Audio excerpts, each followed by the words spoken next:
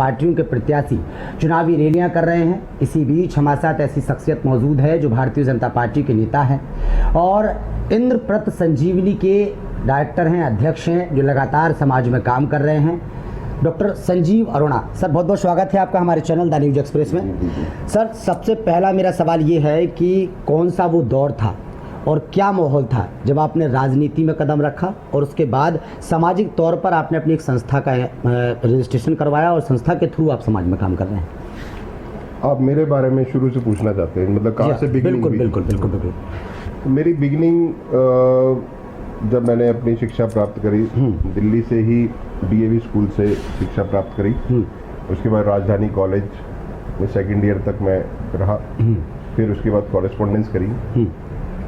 फिर मेरी मुलाकात एबीवीपी के एक नेता से हुई जिनका नाम राजकुमार फुलवारिया है जी। उन्होंने मुझे एबीवीपी में आगे बढ़ाया जी। वो दौर था, युवा जोश था। तो आगे बढ़ने का एक जज्बा होता है देश सेवा में, एक कुछ काम करने का, कुछ परिवार का नाम करने का। ये सब चीज़ें मन में चल रही थी। पर घर में सबसे बड़ा बेटा हूँ तो घर की जिम्मेदारी भी मेरे ऊपर ही थी।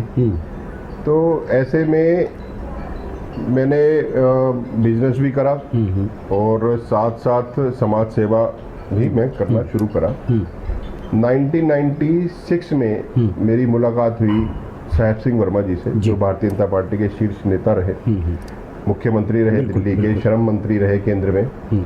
तो उनसे मेरी मुलाकात हुई तो उन्होंने मुझे भारतीय जनता पार्टी में जोड़ा। केदारनाथ साहनी जी उस समय प्रदेश अध्यक्ष थे।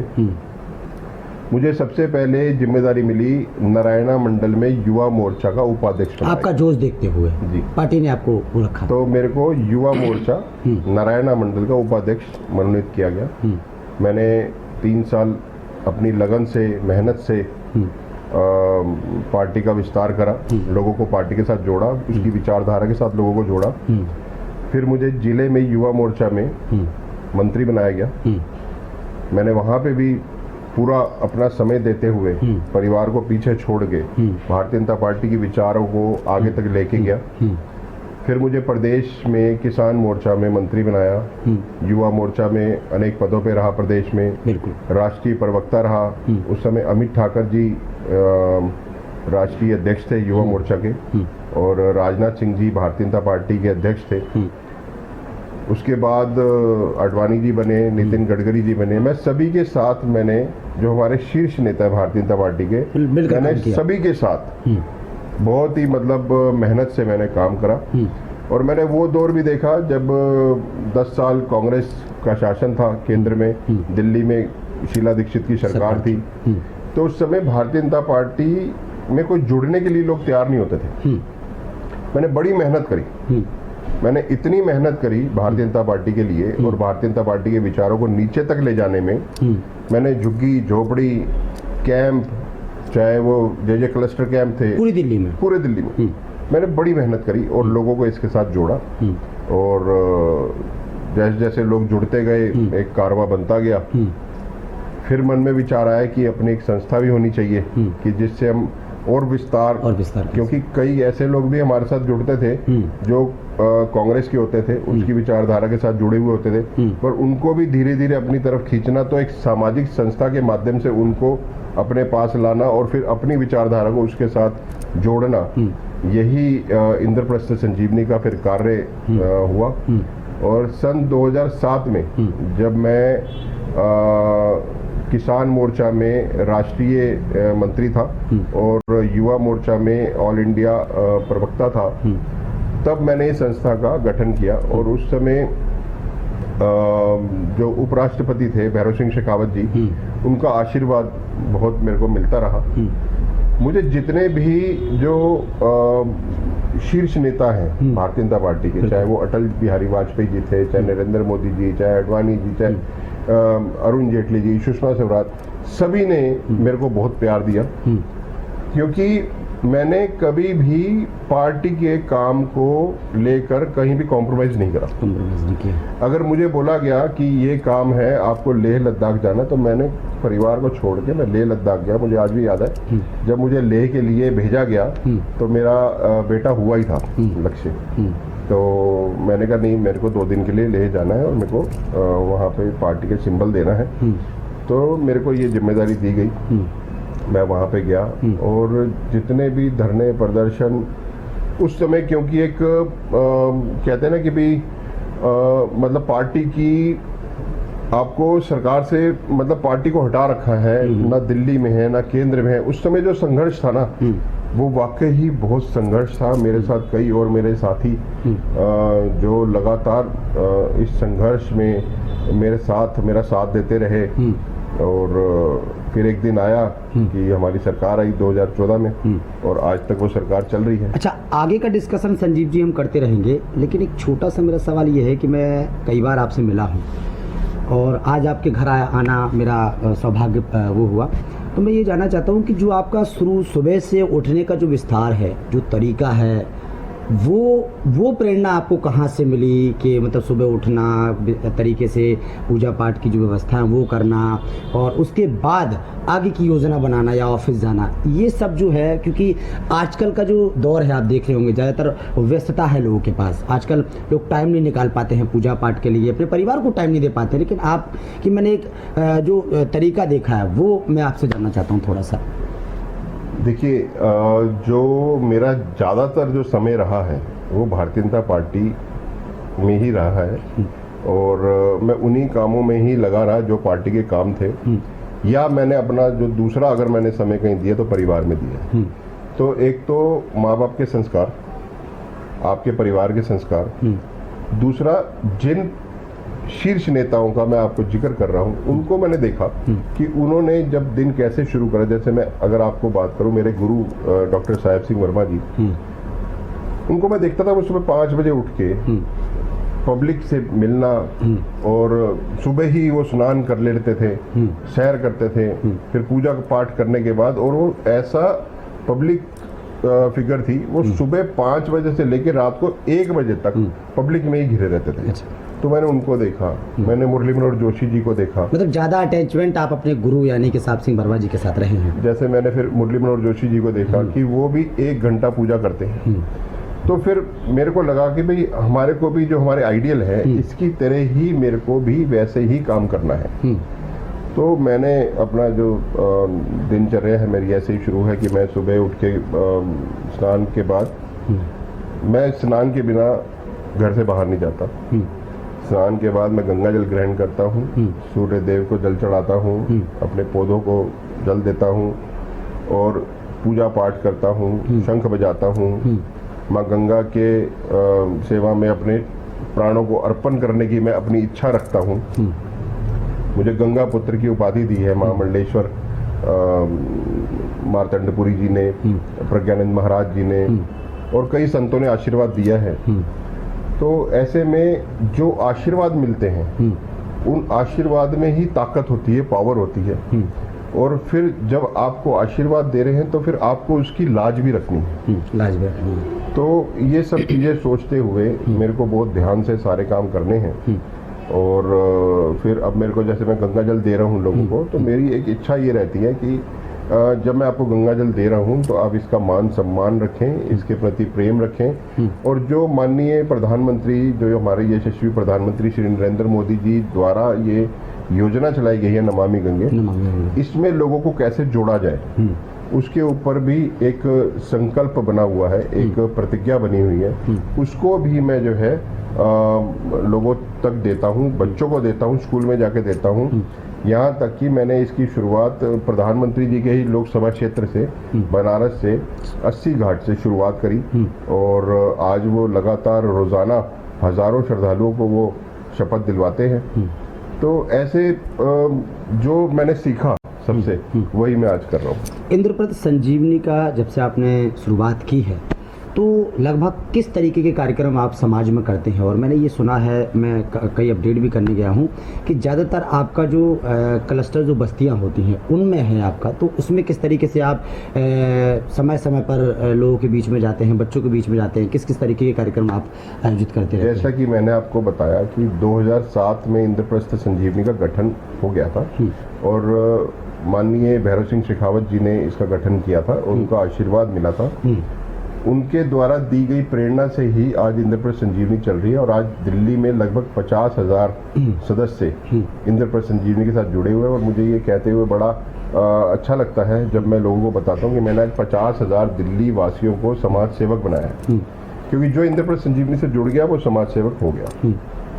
अब इंद्रप्रस्थ संजीवनी के साथ जब इतने लोग जुड़ गए और लोगों को जब हमने जोड़ना शुरू करा, लोगों ने कहा कि हमारी इच्छा है कि हम तिहाड़ जेल में जाके कुछ कैदियों के लिए काम करना चाहते हैं, किसी ने कहा कि जो चाइल्ड लेबर है हम उसके लिए काम करना चाहते हैं। तो जैसे जैसे लोग जुड़ते गए उनके विचारों के साथ साथ इंद्रप्रस्थ संजीवनी के कार्यों का भी विस्तार हुआ।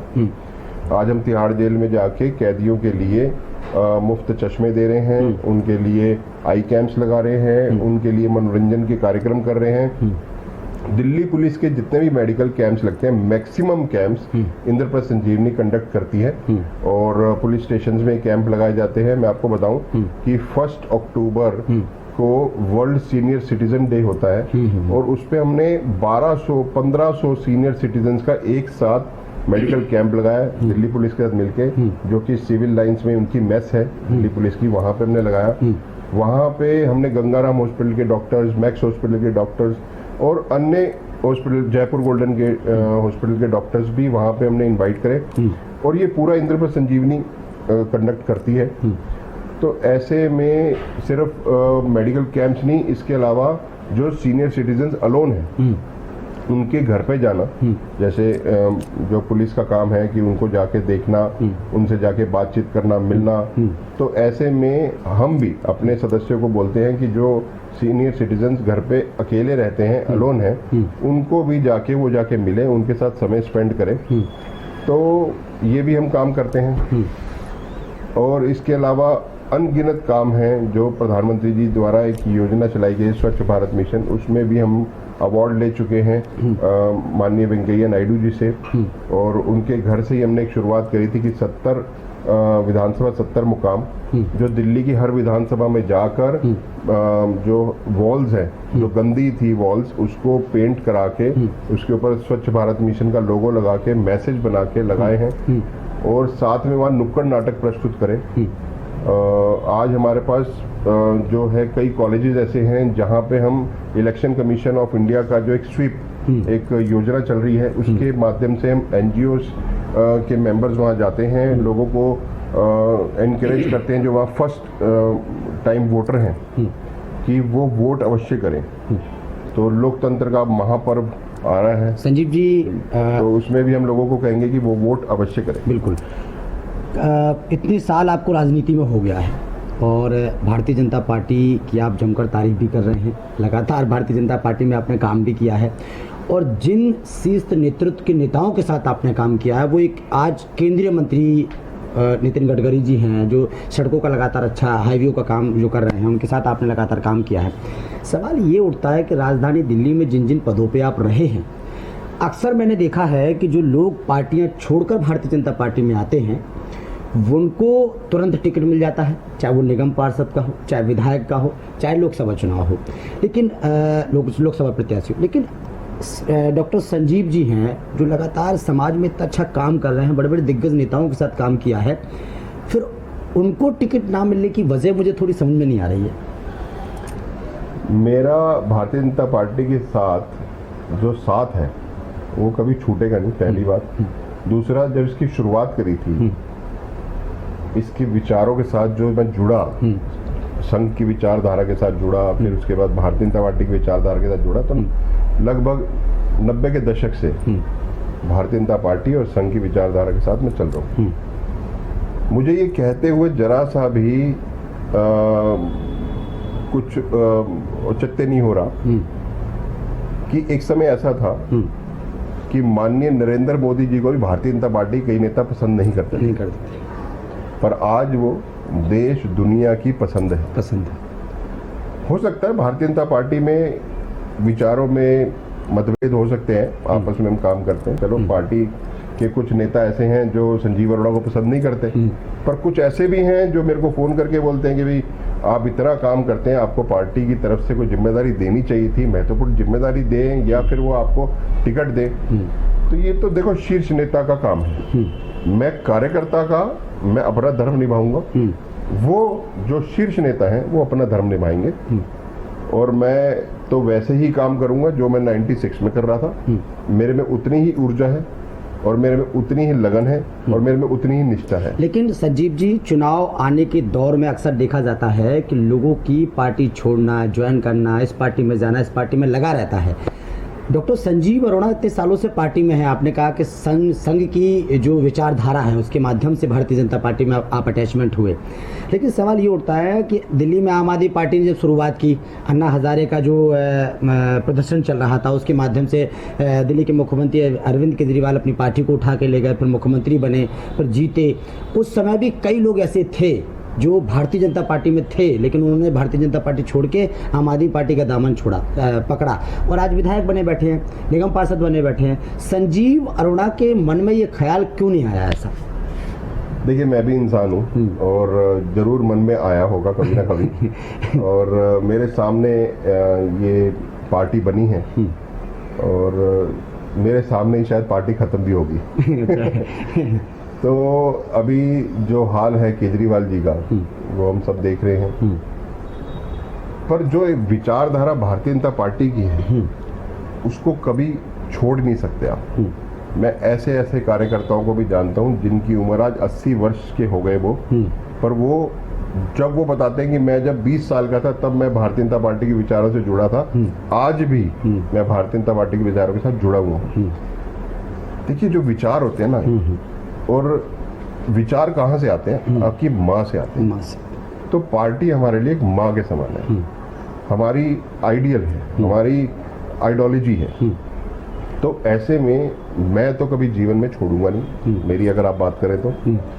बाकी पार्टी के जो शीर्ष नेता है वो अवश्य देखेंगे और वो जानते हैं, मुझे ये विश्वास है 100% का, मैं क्योंकि मैं भी एक भक्त हूँ, मुझे 100% पता है कि उनको भी पता है कि ये व्यक्ति काम करता है और ये बहुत काम करता है, पर वो शायद क्यों नहीं आगे बढ़ा पा रहे मेरे को। ये तो उनका धर्म है, मैं अपना धर्म निभाऊंगा, वो अपना धर्म निभाए। जैसे मैंने आपको पहले भी कहा है कि छोटा सा जीवन है, उस जीवन के अंदर हम कुछ अपना नाम करने आए हैं, कुछ काम करने आए हैं। अगर हमारे भी मन में ऐसी भावनाएं होती जो केजरीवाल जी कर रहे हैं तो आज हम भी पता नहीं कहाँ पर होते। पर वो विचार हमारे मन में कभी आने ही नहीं दिए संघ ने, कभी आने ही नहीं दिए भारतीय जनता पार्टी ने। तो हम तो इसमें भी खुश हैं कि उसके विचारों को हम लेके आगे चल रहे हैं और लोगों को आज भी जोड़ रहे हैं। मैंने आपको बताया, मैं हजारों सैकड़ों कार्यकर्ताओं को आज जानता हूं जो जिनको मैंने भारतीय जनता पार्टी ज्वाइन कराई थी, आज वो पोस्टर लगाते हैं, होर्डिंग लगाते हैं। मेरे साथ के कई जो मेरे साथी हैं, एमएलए हैं, सांसद हैं, मिलता हूं मैं उनसे, वो भी मेरे को कहते हैं कि भाई पार्टी देख नहीं रही। तो पार्टी देख रही है, समय का इंतजार कर रही है। क्या ये मान लिया जाए कि 2025 में उम्मीद है कि संजीव अरोड़ा की तरफ पार्टी का ध्यान होगा, शीर्ष नेतृत्व का ध्यान होगा? ये तो पार्टी को पता है, मैं अपने कर्म कर रहा हूँ। अच्छा, संजीव अरोड़ा का मन क्या है? क्या अगर मौका देती है तो चुनाव लड़ेंगे? अगर आप संजीव अरोड़ा तो आपका क्या मन करता? चुनाव लड़ते तो भाई अच्छा। हमारा क्यों नहीं मन करेगा? जो मैं आज सेवा कर रहा हूँ, मैं ये चाहता हूँ, मैं सेवा कर रहा हूँ बस में, मुझे भी ट्रेन की टिकट चाहिए, मुझे भी प्लेन की टिकट चाहिए, तो मैं और ज्यादा सेवा करूंगा ना। बिल्कुल। तो टिकट और जो जनप्रतिनिधि होते हैं उनको सिर्फ इतना ही होता है कि उनके पास एक पावर होती है, वो पब्लिक के कामों को हक से करवाना जानते हैं। आज हम जो है सेवा कर रहे हैं, पर हमें आज किसी पे डिपेंडेंट होना पड़ जाता है। बिल्कुल बिल्कुल। तो हमें उसको रिक्वेस्ट करनी पड़ जाती है, हमें 10 चक्कर लगाने पड़ जाते हैं किसी के पास भी कि भैया ये काम करने का। पर अपने हाथ में अगर हो तो खुल के काम करेंगे। आप जनता से जाके पूछो ना, मैं उनके कैसे काम कर रहा हूँ, कुछ ना होते हुए भी कितने काम कर रहा हूँ। तो ये सब भगवान शक्ति देते हैं। जी, होली से पहले आपने बच्चों के साथ झुग्गी झोपड़ियों में जाकर होली मिलन समारोह मनाया और खुद ने आपने होली खेली बच्चों के साथ, और उसके बाद बच्चों ने आपके साथ होली खेली, फिर आपने गुलाल वितरण किया। तो उस समय आपने ये मीडिया के सामने बयान दिया था कि दिल्ली में जितने भी भारतीय जनता पार्टी के लोकसभा प्रत्याशी हैं, उन लोकसभाओं में जाके हमारी संस्था और हमारी संस्था के जो पदाधिकारी हैं, कार्यकर्ता हैं, हर उस प्रत्याशी को जिताने का काम करेंगे। तो किस तरीके की मुहिम आपने चलाई है? अब मैं आपको होली का ही बताया तो अभी हाल ही में होली गई है और होली का जो त्योहार है, खुशियों का त्योहार है, रंगों का त्योहार है, ये सब हम कितने वर्षों से, कितने इतिहास है इसका। बिल्कुल। सब लोग जिनको मैं जानता हूँ, जो नेता हैं, या तो होली पे वो बड़े नेताओं के घर पर जाके उनको रंग लगाते हैं, उनके साथ होली खेलते हैं और ये कोशिश करते हैं कि हम अपनी प्रेजेंस इनको दिखाएं। बिल्कुल बिल्कुल। बट मेरी जो सोच है कुछ और है। मेरी ये सोच है कि भारतीय जनता पार्टी आज चुनाव लड़ रही है, चुनावी वर्ष है, 2 महीने बाद चुनाव है। हमें ये जो चुनाव को भी ध्यान में रखते हुए त्योहार मनाना है। मैंने दिल्ली की 7 लोकसभा क्षेत्र के जो उम्मीदवार हैं उनके समर्थन में और माननीय मोदी जी के समर्थन में 7 लोकसभा क्षेत्र के स्लम एरियाज में जाकर अपने कार्यकर्ताओं को बोला कि आप उन बच्चों को जाके रंग बांटो, खुशियां बांटो, क्योंकि रंग जो है वो खुशियां हैं। अब वो बच्चे जो क्लस्टर में रह रहे हैं उनको रंग भी नहीं मिलता है तो फिर पर्याप्त मात्रा में मिलता है, 1 पैकेट मिलता है। तो हमने उनको 250-250 ग्राम के पैकेट्स बना के सैकड़ों हजारों नन्हे मुन्ने बच्चों को ये रंग बांटा।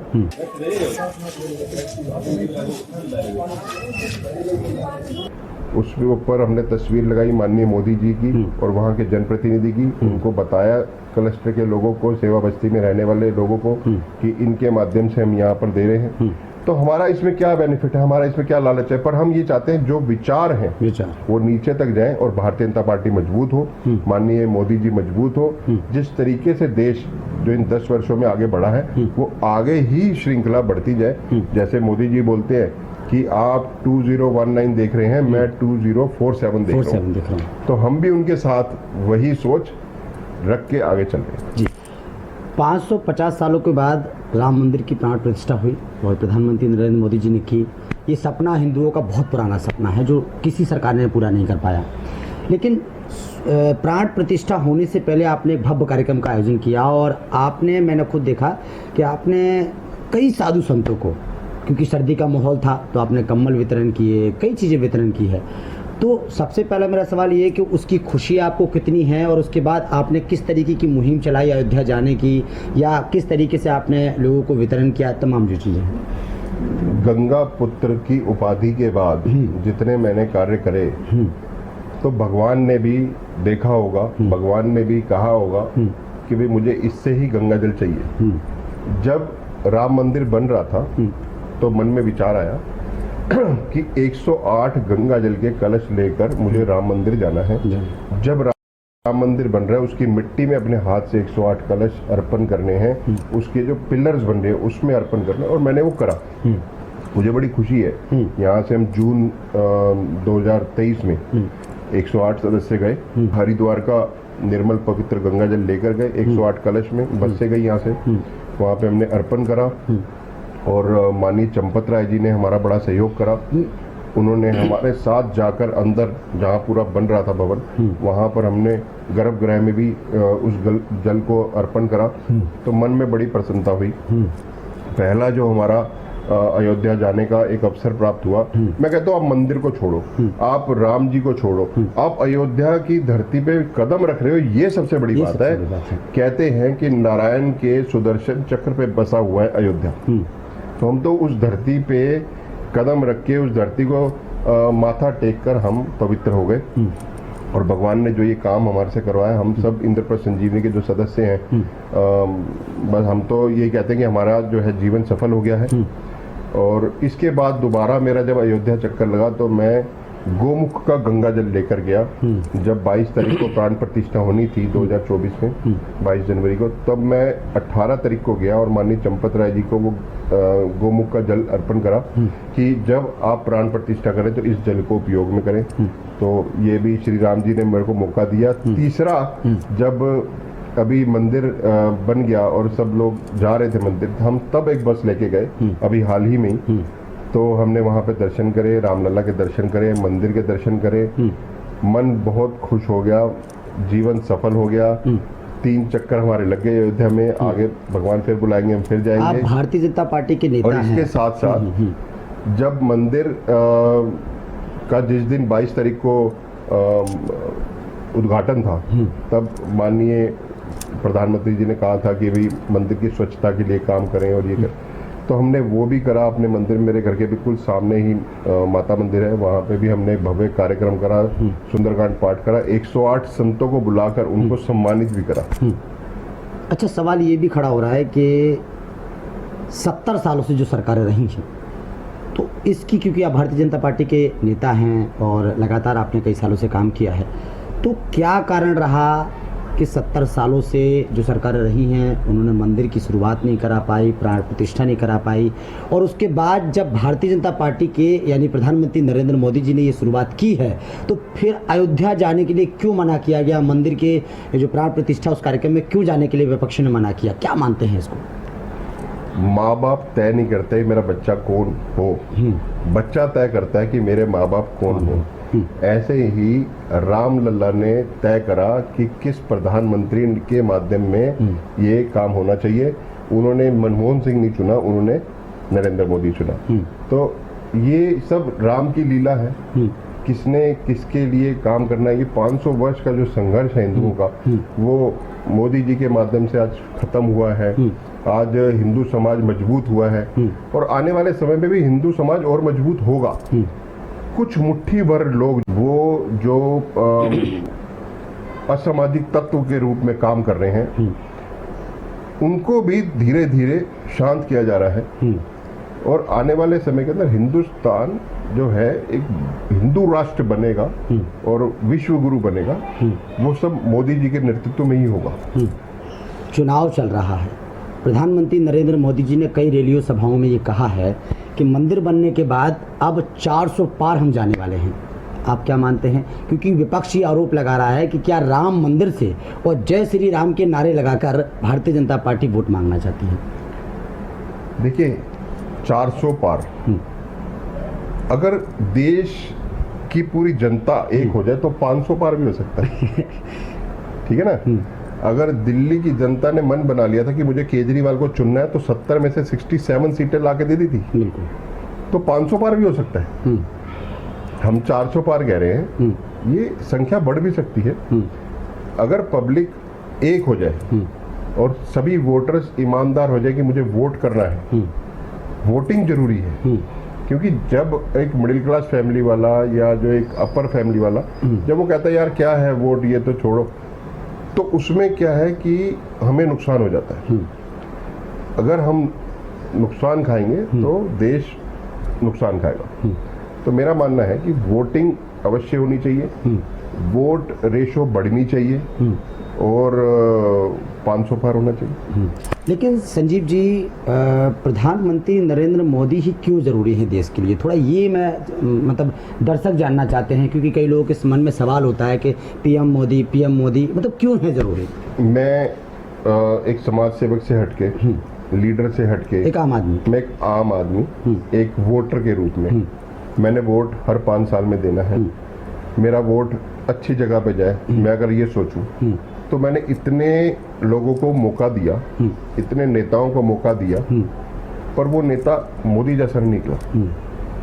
और मोदी में वो बात है, भारत छोड़ो, विदेशों में भी जाते तभी मोदी मोदी मोदी मोदी हो रहा होता है। तो कुछ है ना उसमें, वो दिव्य पुरुष है, इसको समझना पड़ेगा। अगर भगवान ने हमारे सामने नरेंद्र मोदी को खड़ा करा है, आज नरेंद्र मोदी जी की वजह से जो स्ट्रॉन्ग हमारे हौसले हुए हैं और जितने स्ट्रॉन्ग हम अपने आप को महसूस कर रहे हैं, भविष्य में भी हम ये ऐसा ही महसूस करें, 56 इंच की छाती हम भी लेके चले, तो इसी में एक तो मतलब माना जाए कि घोटाला नहीं हुआ है। कौन सा घोटाला? शराब घोटाला। शराब घोटाले में तो जा रहे हैं। ईडी का आज ही पेशी है और डेफिनेटली वो कस्टडी मांगेगी उनकी। और देखो कोर्ट क्या फैसले लेता है। अच्छा, चुनाव चल रहा है लोकसभा का, लास्ट में संजीव अरोड़ा का संदेश क्या है समाज को, देशवासियों को, वोटरों को? देश को मजबूत करें, मोदी जी को मजबूत करें, भारतीय जनता पार्टी का जो भी उम्मीदवार है उसको मजबूत करें। चलिए, बहुत बहुत शुक्रिया आपका। संजीव अरोड़ा जुड़े हुए थे।